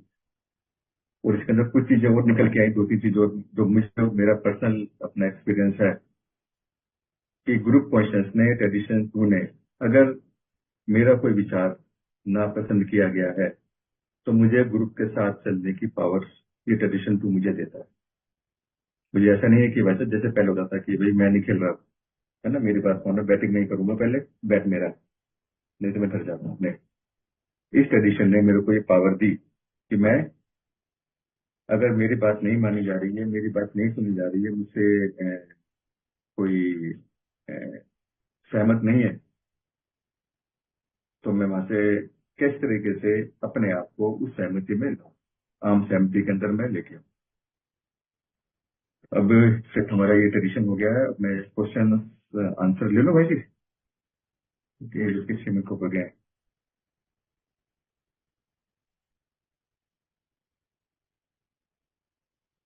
जी, अब हम चलते हैं, बढ़ते हैं, ये जो हमारा जो चेकलिस्ट है हमारी, इस चेकलिस्ट की तरफ बढ़ते हैं। जी, ट्रेडिशन 2 की चेकलिस्ट है हमारी। चेकलिस्ट है ये, एक तरीके से 2 तरह से काम करती है, ये ग्रुप की इन्वेंट्री भी है इसके अंदर, और ये मेरे को, मेरा अपना जो सेल्फ है उसको चेक करने के लिए ये बताती है। मैं ट्रेडिशन 2 को एक बार फिर से पढ़ देता हूँ। For our group purpose there is but one ultimate authority, a loving God, as he may express himself in our group conscious, our leaders are but trusted servants, they do not govern. अब इस principal के तहत अब पहला सवाल है इसके अंदर है, डू आई क्रिटिसाइज और do I trust and support my office group officers, a committees और office workers, newcomers, old times. अभी सवाल पूछा जा रहा है मेरे से कि ग्रुप में कोई ऑफिस, ग्रुप के अंदर हमारे पास ओल्ड टाइमर्स भी हैं, नए लोग भी आते हैं, नए भाई भी आते हैं। ग्रुप के अंदर हमने ऑफिस वेयर बना दिए, आईजीआर बना दिया, हमारे ग्रुप से कोई ट्रेजरर सिलेक्ट होकर भी चला गया। तो क्या मैं क्रिटिसाइज करता हूँ या ट्रस्ट करता हूँ? तो यहाँ पर जो ट्रेडिशन टू मुझे बोलता है कि मेरे जो ट्रस्टी सर्वेंट्स हैं, पहली चीज तो ये, तो ट्रस्टी सर्वेंट्स का मतलब ये हुआ कि ग्रुप, एज ए ग्रुप मुझे उनके ऊपर पूरा विश्वास है। ग्रुप ने ग्रुप कॉन्शियस करके उनको सेक्रेटरी, ट्रेजरर या कोई भी सर्विस दी है, बनाया है। तो अगर मैं उनको क्रिटिसाइज कर रहा हूँ, उनकी कमियां निकाल रहा हूँ, कोई गलतियां निकाल रहा हूँ, कोई जेन्युइन रीजन है, तो ग्रुप बिजनेस मीटिंग के अंदर डेफिनेटली मैं उसको डिस्कस करूँ। बिजनेस मीटिंग के अंदर उनको जरूर उसको पॉइंट को ग्रुप के सामने लेके आऊं। बट जो मेरा एक नेचर है ना, हर चीज के अंदर कमी निकालने का, हमेशा हमेशा से रहा है कि इसमें ये ठीक नहीं है, घर के अंदर दाल ठीक नहीं बनी तो बच्चे ने नंबर कम आ गए, तो स्टाफ ने ठीक से टर्नओवर नहीं किया, और ये मेंबर, ये 7 बजे की मीटिंग है, ये चेयरिंग ले ली, ये 7:15 बजे आ रहा है, ये 7:05 पे आ रहा है, इसको पता ही नहीं है, इसको आना ही नहीं है।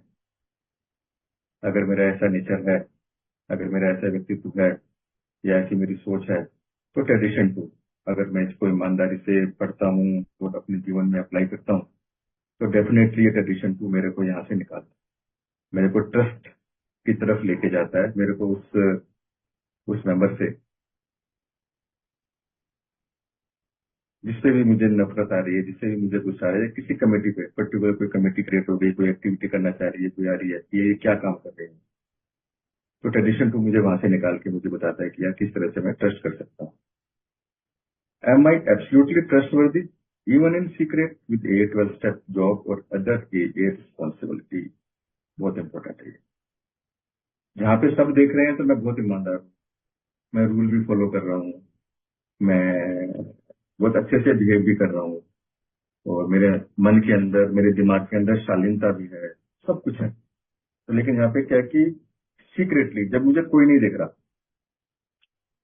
जब कोई मेरे पर वॉच डॉग नहीं है, जब मेरे ऊपर कोई नजर नहीं रख रहा था, या जहाँ पे मुझे मौका मिलता है, क्योंकि जब मैं अपने काम में था, जॉब में था, जहाँ मुझे मौका मिला मैंने डंडी मारी है, जहाँ मुझे मौका मिला मैंने गलत निगाह से लोगों को देखा है।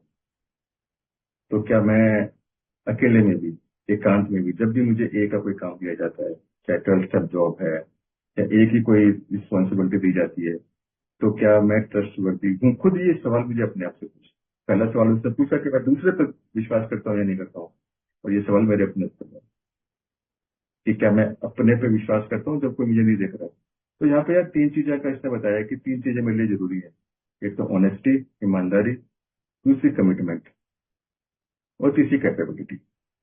जब 3 चीजों को लेके मैं काम करता हूँ, चलता हूँ, तो मैं देखता हूँ कि कोई काम मैंने कोई टास्क लिया है, क्या मैं कर सकता हूँ उसको, मेरे पास उतना टाइम दे पाऊंगा, मैं उतना टैलेंट है मेरे पास, उतना ट्रेजर है मेरे पास, या उतना इंफॉर्मेशन मेरे पास है। कमिटमेंट, कि कोई काम लिया है उसको मैं अपने तन मन से कर सकता हूँ, और ईमानदारी, उसके अंदर कितनी मेरे अंदर ईमानदारी दी गई है। अब यहाँ पे जो क्रिटिसाइज की बात करिए, मैं थोड़ा सा इसको एक डीआर पर, एक अपना बिल, एज बिल सीरीज का एक है हमारा कि constructive workout, there are those in a whom we call destructive critics। Destructive critics का मतलब जिनका काम ही है खाली है सिर्फ प्रॉब्लम क्रिएट करना। They power drive, they are politicals, they make acquisition to gain their ends. वो सब काम करेंगे अपना, अपने आप की अपनी उपस्थिति का एहसास कराने का, all for the good of A of course. हालांकि उनके पीछे मुद्दा कुछ और नहीं है, वो ए का बना ही चाह रहे हैं इसके पीछे भी ऐसा करके। But we have learn that these folks need not be really destructive. हम देखते हैं यार इसको किससे निकलना कैसे, कोई ऐसा व्यक्ति है हमारे बीच में जो बार बार ये काम कर रहा है, उसको मैं कैसे देखता हूँ, उसमें से कैसे निकलूँ। We ought to listen carefully to what they say. Sometimes they are telling the whole truth, at sometimes a little truth. If we are within their range, the whole truth, the half truth or no truth, that all can prove equally unpleasant. They have got the whole truth. मतलब ये बता रहे हैं कि हम उसको carefully सुने, देखें, समझें कि उसकी बात में, उसकी वार्ता में सच्चाई है या नहीं। ग्रुप के अंदर बैठ के उस पर चर्चा करते हैं, रिस्पेक्टिव इन्वेंटरीज लेते हैं अपने, एडमिटिंग भी है तो अगर वो सही है तो हम मानते हैं अपने आप। If they are nonsense we can ignore, हमको इग्नोर करना चाहिए। They are few better means of self survey. अब ये सारा काम सेल्फ सर्वे का, अपने आप को देखने का, अपने आप को झांकने के लिए है ये, जब मैं देखता हूँ अपने से। और दूसरा इसके अंदर ये है कि यार इसका लीडरशिप के ऊपर है कि जब मुझे कोई दिया जाता है काम, कुछ एक्टिविटी दी जाती है, no society can function without the able leadership at the A it's level. कोई भी सोसाइटी बिना लीडरशिप के काम नहीं कर सकती है, और ए के अंदर भी ऐसा ही है, लीडर तो हमें चाहिए। But we a sometimes challenge the thought that we can do without much personal leadership at all. और हमें लगता है कि यार जो प्रिंसिपल बिफोर पर्सनैलिटी की बात करते हैं बार बार, क्या ये तो पर्सनैलिटी को आगे कर रहे हैं, ये प्रिंसिपल से हमें काम करना है। तो यहाँ पे बताया है कि यार a leader in a service is a man. कोई डेफिनेशन बताइए, लीडर की डेफिनेशन क्या है? A leader in a service man who can personally put principles, plan and policies into such dedicated and effective action that the rest of us naturally want to back him up and help him with each. कि जो Elder statement का है कि वो ए के principles को, ए के plans को, ए की जो पॉलिसीज हैं, सिद्धांतों को बहुत अच्छे तरीके से इफेक्टिवली, डेडिकेटली, तन मन से एक्शन में लाने की कोशिश करते हैं, और उसकी तरफ ग्रुप अपने आप उठ जाता है उनके राय के लिए, लोगों के राय के लिए वो अपने आप। मैंने leader power driven us badly we rebel but when he took meekly become an order taker. अब दो चीजों को बता दिया है, दो तरह के लीडर और हैं इसके अलावा। एक तो है पावर ड्रिवन, वहां पे हम रिबेल करते हैं, और दूसरा है कि जो खाली ऑर्डर ले रहा है, जो अपना कुछ दिमाग नहीं लगा रहा, हाँ जी बताओ क्या करना है, हाँ जी बताओ क्या करना है, and he exercise no judgment of his own, well he really isn't a leader. तो ये तीन तरह के लीडर्स जो हमने पढ़ा, ट्रस्टी सर्वेंट्स में जो लीडर्स हैं हमारे, तीन तरह के लीडर हैं। एक जो इफेक्टिवली काम करते हैं, दूसरा ऑर्डर देते हैं, और तीसरा कहते हैं जी बताओ क्या करना है, मुझे कुछ नहीं पता। अब आगे बढ़ते हैं। Question number 3, do I look for credit in A job, praise for my A ideas. कोई काम कर रहा हूँ मैं, कोई एक्टिविटी कर रहा हूँ ए के लिए, मीटिंग अरेंज कर रहा हूँ, कोई पीआई एक्टिविटी कर रहा हूँ, 12 स्टेप कॉल कर रहा हूँ, या स्पॉन्सी बन गए मेरे बहुत सारे, स्पॉन्सी बना दिया। प्रेस फॉर माई आइडियाज, क्या मैं उन आइडियाज के लिए कोई प्रेस चाह रहा हूँ? कोई मेरी पीठ थपथपाया के बोले वाह मुकेश वाह, तुमने बहुत अच्छा काम किया, तुमने होते तो इस ग्रुप का क्या होता? तो ये सवाल मुझे अपने आप से पूछना है, और इससे निकलने के लिए मुझे डेफिनेटली जो स्टेप्स है मेरे, वो मुझे काम करते हैं कि जो मुझे मिला है, मुफ्त में मिला है, वो मुझे मुफ्त में बांटना है। और जब मैं इन कमरों में आया था, है ना, मुझसे किसी ने मेरा स्टेटस, मेरी जॉब, मेरे पैसे, रुपए पैसे कुछ नहीं पूछते थे, कुछ नहीं मांगा था। तो आज अगर मैं किसी भाई के लिए, न्यू कमर के लिए या ग्रुप के लिए अपना समय, टाइम, टैलेंट, ट्रेजर, तीनों में से कुछ भी अगर दे रहा हूँ, या तीनों दे रहा हूँ, या दोनों दे रहा हूँ, तो मुझे अंदर से क्या भाव आना चाहिए? Do I have to save face in group discussion? ये बहुत होता है। और can I yield in good spirit to the group conscious and work cheerfully along with it? Group business meeting हो रही है, ग्रुप के अंदर एक मुद्दा रखा जा रहा है, और आधे से ज्यादा मेंबर बात ही नहीं कर रहे, कुछ कह ही नहीं रहे, कुछ बोल नहीं दे रहे, चेहरा छुपा रहे हैं, यार मेरे से बात मत करेगा, मुझे तो कुछ पता ही नहीं है, मुझे तो कुछ आता ही नहीं है। क्या मैं ऐसा व्यक्ति हूँ? या जिस बात पे, मुद्दे पे चर्चा हो रही है, मैंने उसके सारे फैक्ट्स को जो बताया गया है ध्यान से सुना है? जब चेयरपर्सन है, कोई एक्टिविटी होनी है, कुछ ग्रुप की बेहतरी के लिए, चाय कितने की आएगी, चाय कहाँ से आएगी, है ना, न्यू कमर को क्या करना है, किताब देनी है नहीं देनी है, पीआई कहाँ करनी है, तो क्या उस वक्त मैं उस डिस्कशन की इंफॉर्मेशन है? अगर है, नहीं है तो क्या मैंने लेने की कोशिश करी है? नहीं लिए तो क्या मैं डिस्कशन से भागता हूँ? या फिर I yield in good spirit to the group conscious, कि मैं ग्रुप कॉन्शियस में जो होती है उसके अंदर पूरी तरीके से भागीदारी लेता हूँ, एंड वर्क फेयरफुली अलोंग, और उसके साथ मिलके कदम से कदम मिला के ग्रुप कॉन्शियस के साथ आगे बढ़ के ग्रुप की बेहतरी के लिए और ए एज ए होल के लिए काम। Although question number 5, although I have been sober a few years, am I still willing to serve my turn at AA course? अब तो यार रिकवरी आ गई, सोबरिटी भी आ गई, अब तो शराब पीने का ख्याल भी नहीं आ रहा, अब तो पत्नी ने भी प्यार करना शुरू कर दिया है, काम धंधा भी मिल गया है, नौकरी भी आ गई है, कुछ साल हो गए हैं, छोड़ो, कौन करेगा सब कुछ यार, अब हो गया, अब ए का काम करने की कोई जरूरत नहीं है मुझे। Am I still willing to serve my turn at a. अब जो ए कोरस जो लिखा है इसके अंदर, तो इसमें बहुत सारे काम आते हैं इसके अंदर। ये बहुत सारी एक्टिविटीज है हमारी इसके अंदर जो बताई जाती है कि क्या मैं ए में आके बढ़ चढ़ के हिस्सा ले रहा हूँ, पार्टिसिपेट में ले रहा हूँ। जैसे इसमें कुछ काम लिखे हुए हैं कि put up the slogan sign, display a literature, arrange the chairs, greet members, especially newcomers when as they arrive, help maintain the traditions of self-support, make the tea or coffee, after the meeting help wash up and cheer। ये कुछ काम ऐसे हैं जिनके अंदर कोई हमें post या कोई वो नहीं मिलती या होती है हमारे ग्रुप के अंदर, बाकी जो हम पोस्ट हैं। तो क्या मेरी कुछ समय की रिकवरी सोब्राइटी के बाद अपने आप को अलग अलग कर रहा हूँ, या मैं अभी भी ग्रुप के जो भी रोजमर्रा की जो उसकी जरूरतें हैं उसके अंदर पार्टिसिपेट कर रहा हूँ। तो ये सवाल मुझे अपने आप से पूछना है कि मैं इन्वॉल्व हूँ ग्रुप सर्विस के अंदर अभी भी, या ऑल टाइमर के मैं आता हूँ 7:15 बजे आता हूँ, 8 बजे 8:15 बजे निकल जाता हूँ और पैर पे पैर रख के बैठता हूँ और निकल जाता हूँ। Question number 6, in group functions do I sound off about matters on which I have no experience and little knowledge. बहुत बढ़िया। हमारी मांगे पूरी करो। मांगे क्या है ये पता ही नहीं है भाई, लेकिन मेरी मांगे पूरी करो। तो ग्रुप डिस्कशन हो रहा है, किसी मुद्दे पर चर्चा हो रही है, कोई बात हो रही है, महीने भर मैं मीटिंग नहीं करता हूँ ग्रुप की, 15 दिन में एक मीटिंग करता हूँ मैं, और बिजनेस मीटिंग में आके बैठ गया और शुरू हो गया भाई साहब। Two by sound off about matters, जिसके मुझे बारे में ना ही अनुभव है वो ना ही मेरे पास नॉलेज है उसके बारे में, और मैं चिल्ला चिल्ला के उसके ऊपर बोलता हूँ कि नहीं भाई साहब ये तो ऐसे नहीं होना चाहिए, इसको ऐसे होना चाहिए। और पिछले 15 दिन में ग्रुप ने क्या एक्टिविटी करी है कुछ पता नहीं मेरे को इसके बारे में, और मैं बस खाली द सेक ऑफ की अपोजिंग द कॉज उसके लिए मैं काम। तो ये मुझे अपने आप से पूछना है। तो जो ट्रेडिशन 2 है, अगर मैं इसको अब थोड़ा समराइज करूं, समय भी होने वाला है, कुछ थोड़ा क्वेश्चन आंसर के लिए थोड़ा मैं समराइज करता हूं, तो ये अल्टीमेटली मुझे मेरी ही इन्वेंट्री लेने के लिए बोल रहा है कि जब तक मैं मुकेश अपने सेल्फ को, अपनी आई मी माई सेल्फ को, अपनी ईगो को, अपने डिजायर्स को, अपने एम्बिशंस को पीछे नहीं रखूंगा, जब तक मैं ग्रुप को, सिंगलनेस ऑफ पर्पस को आगे नहीं रखूंगा, मेरी इंडिविजुअल सर्वाइवल, मेरी ग्रोथ बिल्कुल खत्म है, बिल्कुल जीरो है। ना मैं ग्रो कर सकता, ना ही मैं रह सकता। तो ट्रेडिशन 2 मुझे बताता है, और मैं तो 2 मिनट में थोड़ा सा वो बताऊंगा कि इस ट्रेडिशन 2 ने मेरे घर के अंदर मेरा क्या हेल्प करी। ये सिर्फ ए के लिए नहीं है, बाकी जगह भी मुझे ये अप्लाई करना है।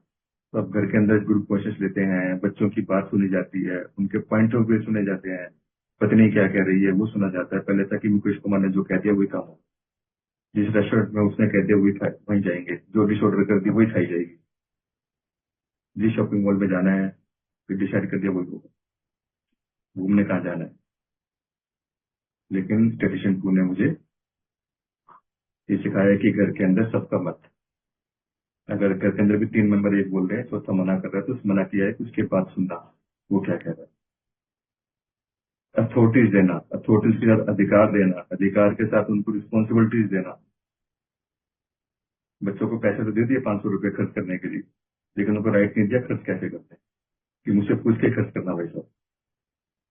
लेकिन इस ट्रेडिशन ने मुझे बताया कि भाई जब बच्चों का अगर जेब खर्ची के 5 रुपए दे दिए हैं तो let them decide how to spend it. Restaurant में अगर लेके चले गए हो तो उन्हें मेनू कार्ड उनके हाथ में है, तो let them decide what to order. एक छोटा सा एग्जाम्पल है। बाकी जो बड़े बड़े डिसीजन घर के अंदर आते हैं, घर लेना है, गाड़ी लेनी है, और क्या कोई घर के अंदर कोई समस्या आ गई तो कैसे निकलना है, तो ये सारी चीजों ने मुझे बहुत बहुत हेल्प करी। और एक चीज के साथ मैं खत्म करना चाहूंगा, क्योंकि अ, जो ये ट्रेडिशन 2 है, मेरे को वैसे समझ में बहुत कम आया था, बहुत स्टार्टिंग में।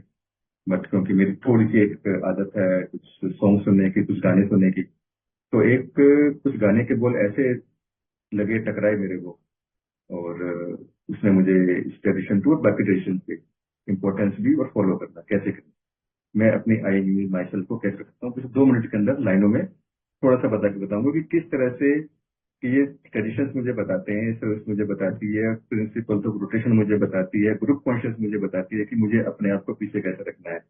मैं ही बेहतर नहीं हूँ, मेरे से पहले भी बहुत लोग बेहतर थे, मेरे बाद भी बहुत लोग बेहतर आएंगे, मैं ही बेस्ट काम नहीं कर सकता हूँ।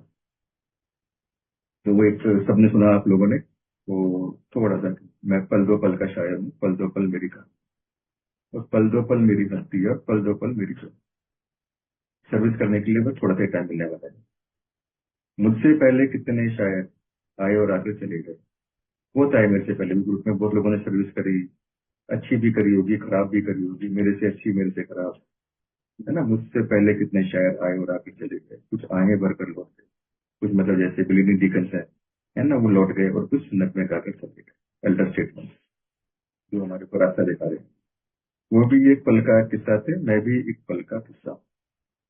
कल तुमसे जुदा हो जाऊंगा, वो आज तुम्हारा हिस्सा, है ना। कल मेरे लिए सर्विस छोड़ने के बाद मैं अपनी प्रबुद्धता, मैं अपना दिखाता हूँ, उससे निकलना। कल और आएंगे नगमों की खिलती कलियां सुनने वाले, और आएंगे कलियां, और लोग आएंगे, उनके लिए जगह बनानी है मुझे, प्रिंसिपल ऑफ रोटेशन, उनके लिए जगह बनानी है। मुझसे बेहतर कहने वाले, तुमसे बेहतर सुनने वाले, मुझसे बेहतर काम करने वाले आएंगे, मैं ही बेहतर नहीं हूँ। कल कोई मुझको याद करे, जैसे हमने पढ़ा था ना कि क्या मैं प्रेज चाहता हूँ, है ना। कल कोई मुझको याद करे, कोई मुझको याद करे, मशरूफ जमाना मेरे लिए क्यों वक्त बना पड़ता।